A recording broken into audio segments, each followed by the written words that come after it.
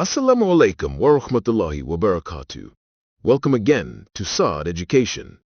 Our discussion today offers an Islamic economics commentary on the recent riots in Indonesia 2025.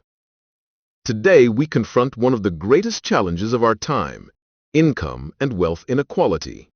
From Jakarta to Kuala Lumpur, from New York to Washington, the concentration of wealth in the hands of a few has left the majority struggling with stagnant wages, rising living costs, and declining opportunities. Consider Indonesia. Its Gini coefficient hovers around 0.38. At first glance, this seems moderate, but when we examine deeper, inequality is severe.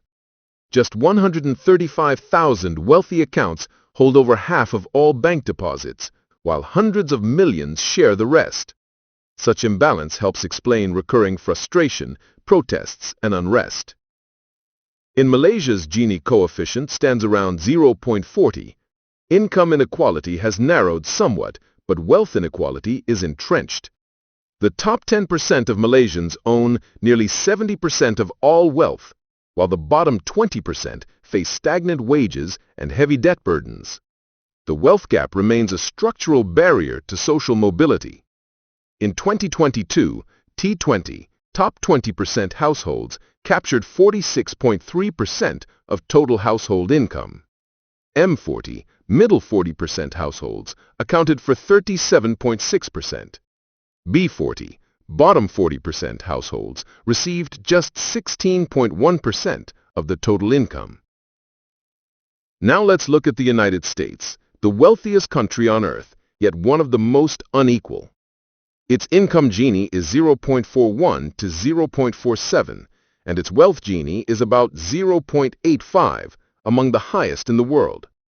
The top 1% control 35% of all wealth, while millions of families struggle with homelessness, medical debt, and precarious work. What do these cases tell us?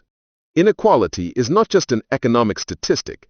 It is a source of instability and the loss of humanity, potentially destroying the Riots.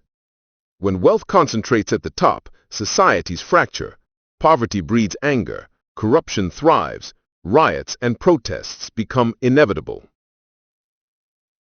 The Islamic response is zakat, which is a wealth tax.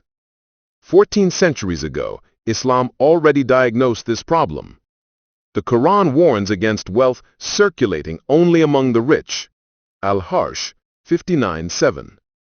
To prevent concentration, Allah instituted zakat, a wealth tax to redistribute surplus from the rich to the poor, funding essential needs like food, healthcare, education, and infrastructure. We will stop here today. In the next videos, we will examine zakat in greater detail and compare it with the wealth tax proposals of economist Thomas Piketty and U.S. Senator Elizabeth Warren.